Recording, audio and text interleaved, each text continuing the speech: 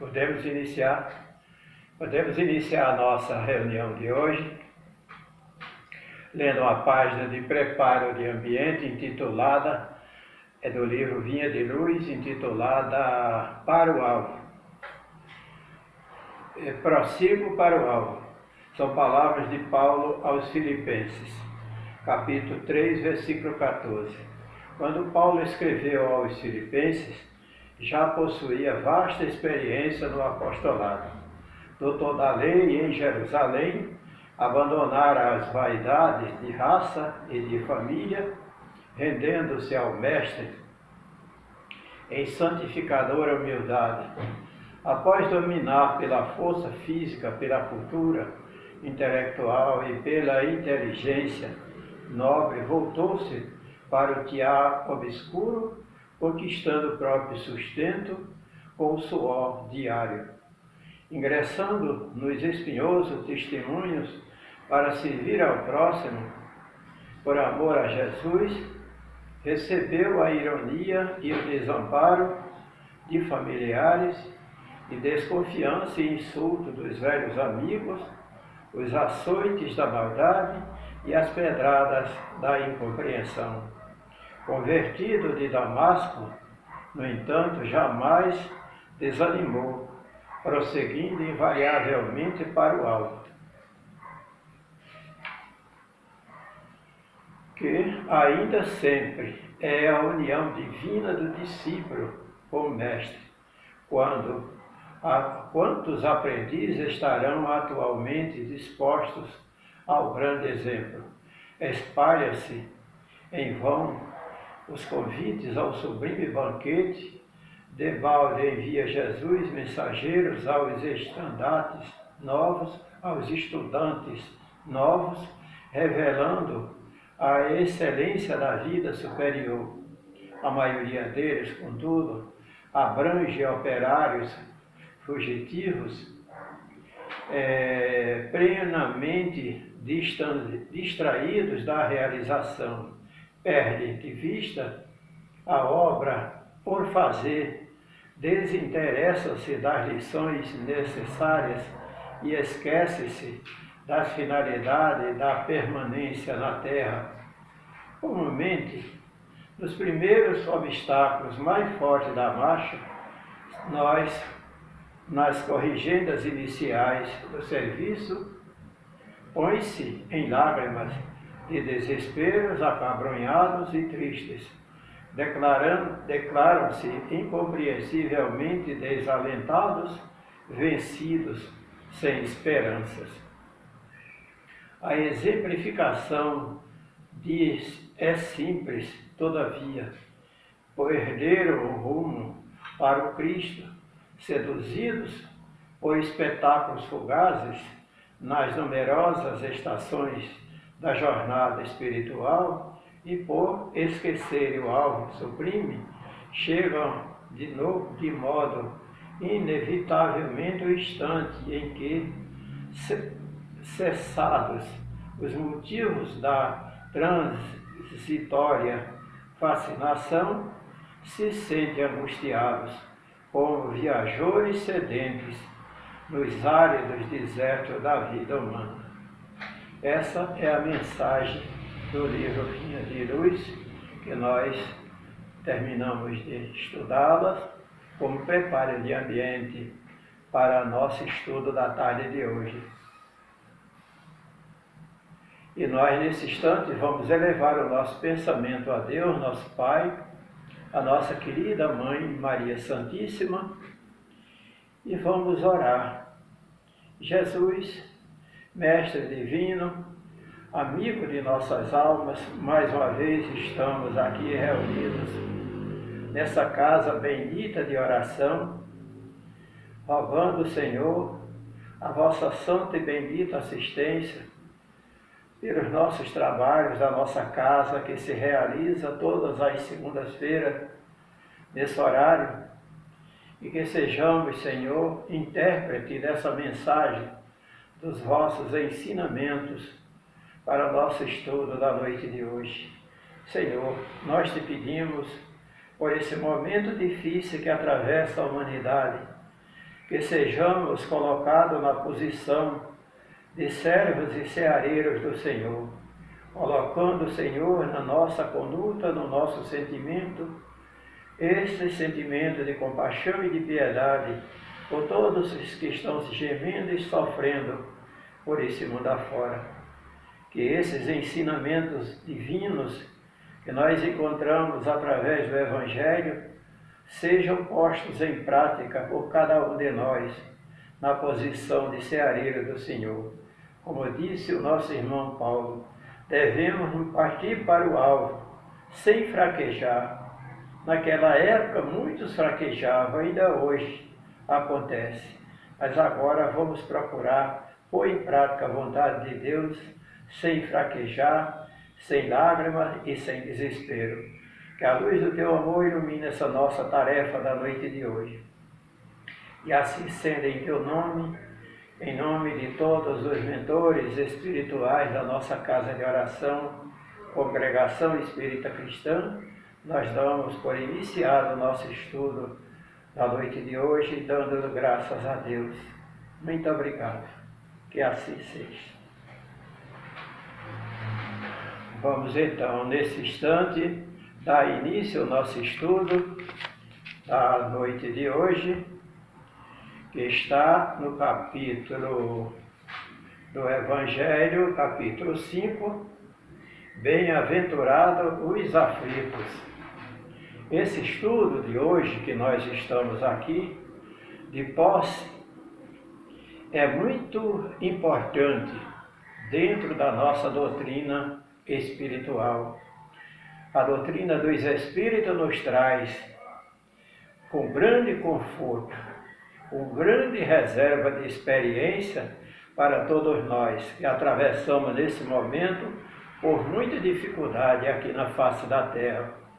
Nós sabemos que todos os rituais religiosos, campos religiosos das grandes igrejas, têm muita dificuldade de entender justamente esse bem-aventurados aflitos quando se passa por essas aflições que nós estamos convivendo com elas aqui na face da Terra, cujo tema de hoje do nosso estudo é causas anteriores das aflições. Para muitos, não existem essas causas anteriores. Não é isso? Não existe. Essas causas anteriores só estão existindo para nós. Por que para nós? Porque nós, espíritas, e todos aqueles espiritualistas que admitem a reencarnação, admitem as causas anteriores das aflições. Para as outras crenças religiosas, quando a pessoa desencarna, quando eles usam o termo morreu, está morto, a gente leva conosco todos os nossos problemas para o juízo final. Mas a doutrina dos Espíritos não. Ela reaviva em nossas almas a esperança, o desespero e as consolações. Porque nós, com as notícias que recebemos do mundo espiritual, através do nosso próprio convívio com os nossos irmãos que estão ligados a nós por laços afetivos, eles trazem a notícia do seu comportamento quando retorna à pátria espiritual. Já as outras crenças, para eles isso não existe, porque eles não admitem esse retorno. Eles ficam no mundo espiritual eternamente, aguardando o juízo final. E esse juízo final, ele não será jamais acontecido dentro do nosso campo, da nossa trajetória. Porque não há esse final para nós que estamos em fase de evolução. Eu sempre, muitas vezes, eu uso falar em termos de brincadeira, né? Para alegrar o ambiente. Que muita gente diz, cheguei ao fim do túnel, não é? Terminou a trajetória. Para nós espíritas não existe fim de túnel, nem existe fim de trajetória. Nós espíritas, nós somos um ser espiritual numa trajetória divina à procura da nossa evolução. Todos nós que estamos aqui na Terra, e o nosso objetivo é o progresso de todos nós, porque nós cultivamos os nossos laços de afinidade, e esses laços de afinidade faz com que a gente cobre a presença do outro.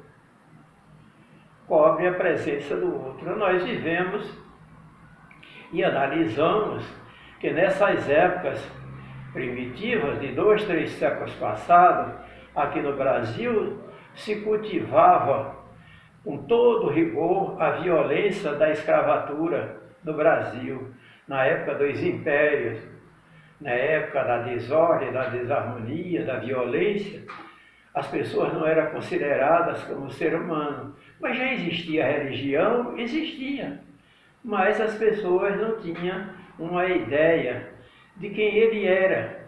Tem muitos de nós que ainda estamos agora, nessa época da transitoriedade, em pleno século XXI, sem ter consciência do eu, vazio existencial. Ainda estamos cultivando o suicídio, cultivando esse vazio, porque eles não sabem ainda qual o motivo que você está aqui na Terra. Você ainda não descobriu por que está vivendo. Por que eu vou viver 70, 80 anos de sofrimento, de dor, de transtorno, de infelicidade? Para quê? Se eu posso aliviar, então eu vou partir para um suicídio. E às vezes, por falta de coragem, muitos companheiros, amigos nossos, não têm coragem de dar cabo à existência, de suicidar-se, mas que eles acham que não tem razão nenhuma de ser, estão aqui na Terra. São cheios de sofrimento. Nós estamos agora vendo, agora mesmo eu estava assistindo a televisão, uma comunidade em São Paulo, queimou todo o quarteirão, e uma criança, só uma criança de 9 anos, ficou no meio do incêndio. Só uma criança de 9 anos. Então a gente nota que essas pessoas se aglomeram debaixo do viaduto, uma comunidade inteira. 2 comunidades dessas pegou fogo. Mas a gente sabe, através dos ensinamentos espirituais, que tudo isso que acontece porque nós mesmos, por laços de afinidade, nos procuramos nos juntar por essa afinidade nesses redutos, nessas dificuldades, pela leviandade, pela corrupção, pelo vício, pela degradação moral, por essa insanidade espiritual que nós cultivamos, nós nos juntamos para que a gente dê prosseguimento à nossa vida difícil e complicada. Às vezes até fala em Deus, mas não tem ideia por que Deus na nossa vida. Nós, nesses estudos, as pesquisas que a gente faz, a gente encontra que para o progresso do espírito é preciso que haja um despertar. E esse despertar é o ponto importante para a nossa vida, quando nós despertamos para o que eu sou, o que é que eu estou fazendo, qual é o meu objetivo. Eu, por exemplo, João Maceió, na minha infância, mocidade, ainda com 22, 23 anos, eu descobri, e desde criança que eu descobri que uma das coisas mais lindas da minha vida era ter amigos e viver em paz.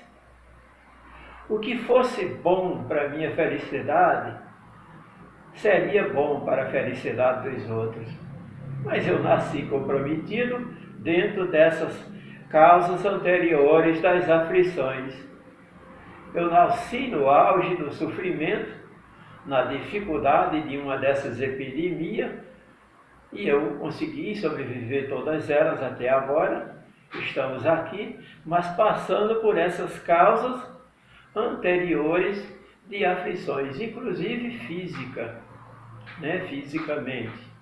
Tenho deficiência no meu corpo físico, mas eu venho convivendo com ela. Se eu não estivesse dentro da doutrina dos espíritos dessa religião abençoada, eu ia perguntar para mim mesmo, por que é que Deus me fez sofrer, me trouxe uma vida dessa? A minha vida, a minha família toda, por sérias complicações. Eu ficava às vezes perguntando, se existe justiça divina, por que tanto sofrimento em uma família só?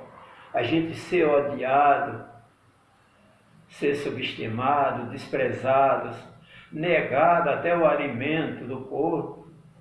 Por que tanto sofrimento? Aí as pessoas religiosas, as pessoas dignas de Deus, com todo amor, com todo carinho, elas não tinham explicações. E a gente ficava nadando nessa vida, não se preocupe e não se enterva nas coisas de Deus, que é misteriosa. Mas quando eu conheci a doutrina espírita, eu descobri que não era. Que eu sempre lembro o livre-arbítrio, a questão 843 do Livro dos Espíritos. Quando eu li essa questão, eu descobri que não era. Nós somos um ser pensante, que estamos na vida vivendo o mundo dentro das leis de ação e reação.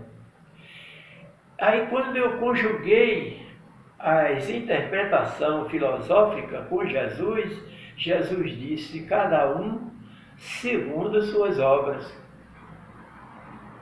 Jesus não jogou palavra ao vento. É tanto que esse pronunciamento de Jesus provocou um grande choque, porque as pessoas eram religiosas e carrasco, vingadores sem perdão. Quando Jesus disse isso, reconcilia com o teu adversário, foi outro choque. E essas coisas vieram trazer conflito. Até hoje está conflitando. Até hoje eu estava lendo a obra Transição, o Planeta Terra em Transição, e estava mostrando que dentro de breve, agora desses 50 anos, segundo o nosso querido Frei Fabiano de Cristo em Ismael, vai começar a brotar através de cochicho, através dessas notícias do celular, brotar essa notícia da lei de ação e reação, que ninguém morre. A imortalidade da alma vai vir à tona. Antes do ano 2050, isso já estará brotando, circulando pelo mundo essa notícia. E nós que estamos aqui hoje já acordados, a gente estamos com esse tema, causas anteriores às aflições. Aí é que nós estamos encontrando isso aqui, que as causas anteriores das aflições são essas que nós estamos sofrendo agora no momento. São as aflições atuais. A nossa querida Joana de Ângeles, ela fala das aflições do passado. Até ela pede encarecidamente em uma dessas obras, Liberte-te do Mal, que a gente não deve se preocupar com o que foi. Deve ter toda cautela em trabalhar esse sentimento do que a gente foi, para dar tempo da gente viver o agora.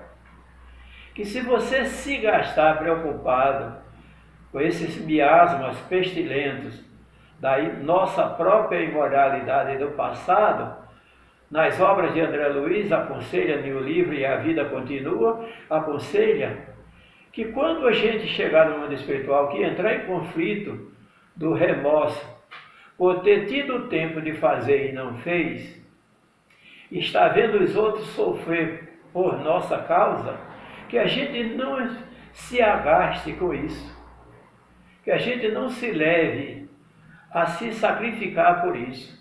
Comece a trabalhar o refazimento devotando amor, solidariedade com toda a ênfase, para que possamos refazer esses nossos objetivos do passado.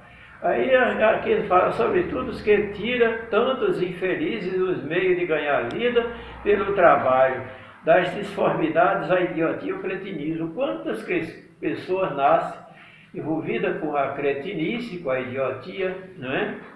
Quantas pessoas? Aí esses dias estava a menina sem os braços, sem os membros superior, não é? Só totalmente muito bonita, cantando, fazendo apresentação, uma coisa linda, uma beleza de pessoa, só aquele topo de pessoa. Mas aí pergunta, por que que Deus fez assim? Aí nessa questão de bem-aventurados aflitos, como nós lembramos do nosso querido João Batista Vianney,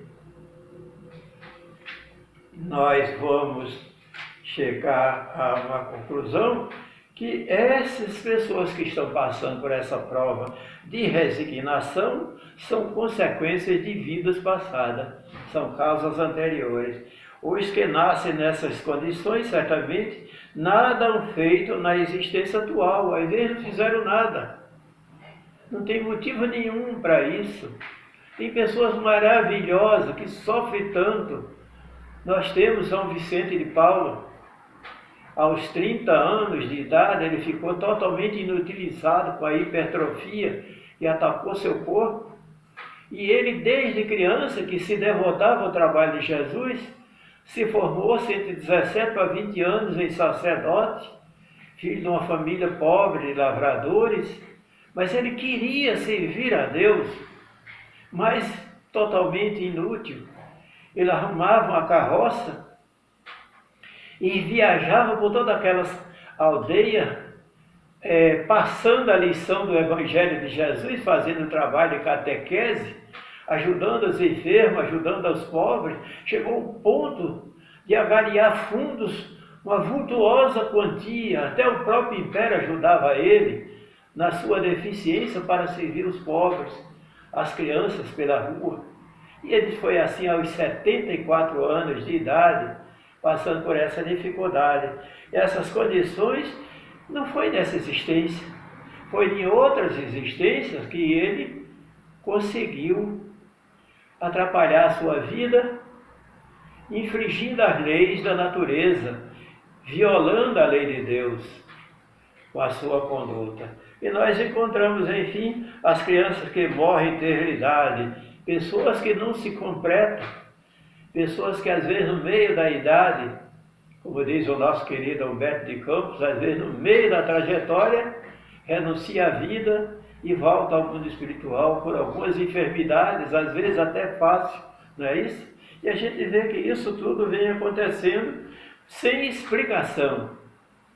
Agora mesmo houve esse grande explosão lá em Beirute, esse grande furacão agora nos Estados Unidos, o vento chegou a 240 km por hora, teve esses grandes furacões, pessoas que se aglomeram, se ajuntam para sofrer as consequências do passado, não é do presente. Tem pessoas que dizem, pessoas maravilhosas estavam no meio, lá agora nessa avalanche de lama de Brumadinho, a família veio da Espanha para comemorar o aniversário, no dia que desabou a enchente e levou eles, na noite do aniversário. Vieram de lá, por isso que as almas, as fins, se atraem, elas se unem. Então nós encontramos, todavia, o que se chama, todo efeito tem uma causa. Todo efeito tem uma causa. Todos os efeitos que nós estamos passando têm uma causa. E essa causa é o que nós estamos convivendo com ela agora no passado. Existe maneira para ser explicada? Existe a reencarnação. Mas só nós, aí algumas outras seitas religiosas espiritualistas, que admitem a reencarnação.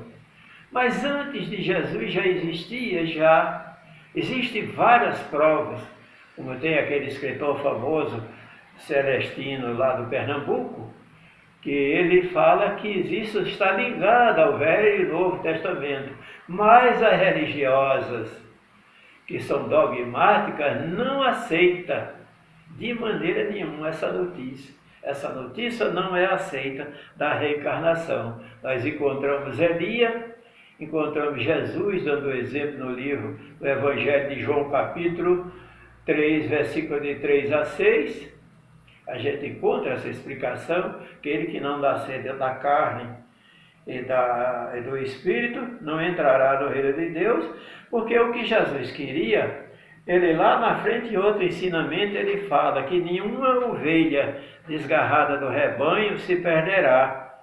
Olha, se não se perde, ele quer todas dentro do redil, o que é que ele faz? Permite que a gente volte à terra, até a depuração dos nossos pecados. Não só aqui nesse planeta, mas em outros. Mas a alma não se redime sem reencarnar. Todos nós passamos por isso. Encontramos uma lição maravilhosa nesse livro, Roteiro de Libertação, no capítulo 1, numa mensagem número 4, desse livro, que fala sobre a importância da reencarnação diante dos nossos erros, diante do nosso sofrimento. E nós vamos por aí afora. E as consequências das faltas a gente tem que espiar. Ninguém fica impune. Todos nós temos o tempo de semear, tivemos. E a colheita é livre. Ninguém fica pensando que vai fugir. Podemos animizar a situação? Podemos. Com provas, submetido a provas. As provas, aquelas provas que nós nos oferecemos para dar um testemunho da nossa gratidão a Deus, sem ser expiação. Submeter a prova, feito um missionário. Eu vou servir a Deus mesmo deficiente, Vicente de Paula. Eu vou servir a Deus mesmo sem saúde, Frei Fabiano de Cristo. Vou passar 70 anos doente servindo a Deus, sem prestar atenção à minha doença. Mesmo que certas horas eu seja repugnado pela sociedade religiosa. Eu vou servir a Deus mesmo passando fome no deserto. Francisco de Assis são missionários. Então nossas aflições serão aliviadas com o nosso testemunho da nossa fé. As tribulações podem ser impostas aos espíritos endurecidos.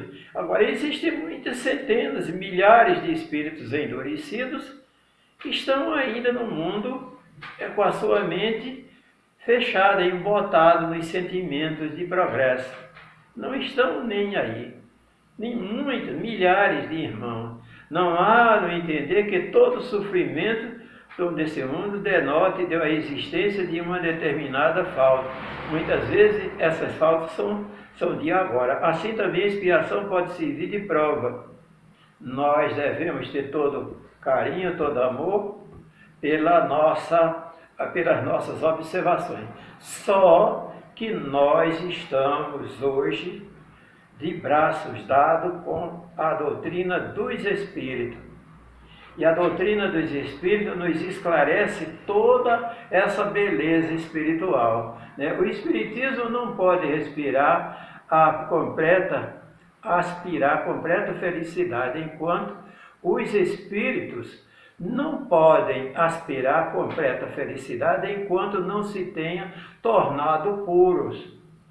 Para a gente purificar, é eliminar todas essas arestas do nosso passado. Todas essas arestas. Aí tem gente que diz, é muito difícil. É difícil. Tem um livro de Joana de Ângeles, A Psicologia da Gratidão, no capítulo 11, nas últimas mensagens, que ela fala que nós não ingressaremos na liberdade do reino de Deus sem quitar a nossa consciência. Isso leva alguns dias, né? Nós ainda vamos passar por alguns instantes de amargura, de dificuldade, de transtorno, não é isso? Então era muito bonito. O navio quer dizer que a pessoa está navegando mediante as condições da classe nós estamos aqui na Terra passando por as dificuldades de acordo com o nosso nível de evolução. Esses que se queimaram se aglomeraram por afinidade. Os que moram na zona sul do Rio de Janeiro se aglomeram por laços de afinidade.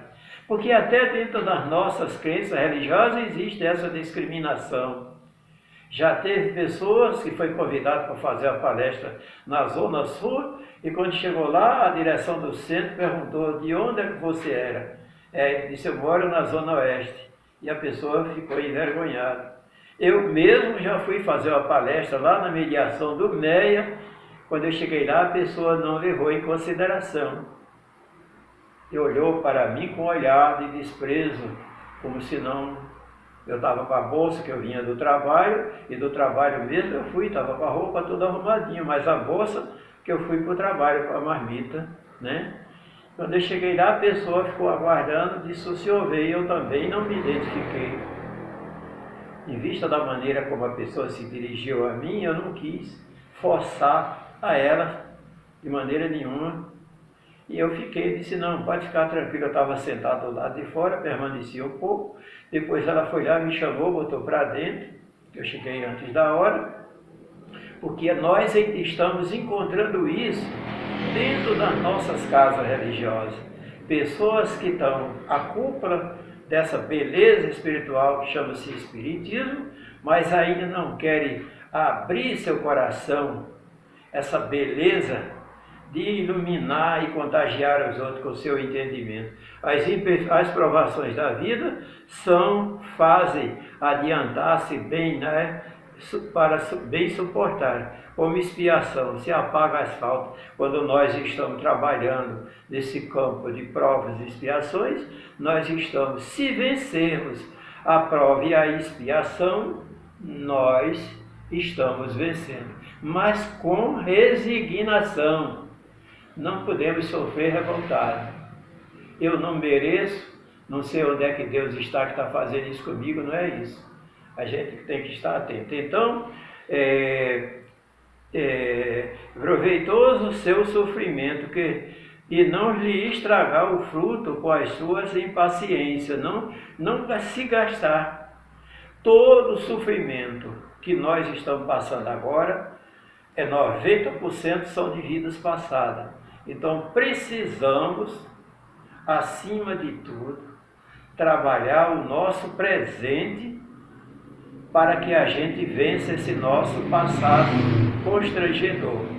Porque se você analisar agora, eu e você agora, nessa existência, nós não cometemos tantas faltas para nos colocar na posição que nós estamos.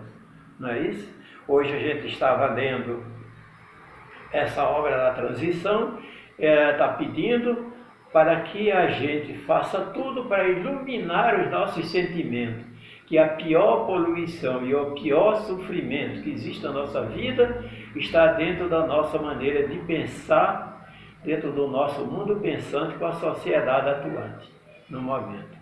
Vamos nesse instante, encerrando a nossa súplica, né? Com todo amor, com todo carinho, peço de todo o coração que todos aqueles que se considerarem boa espírita ponham em prática a bondade de Deus. Não deixe de pôr em prática.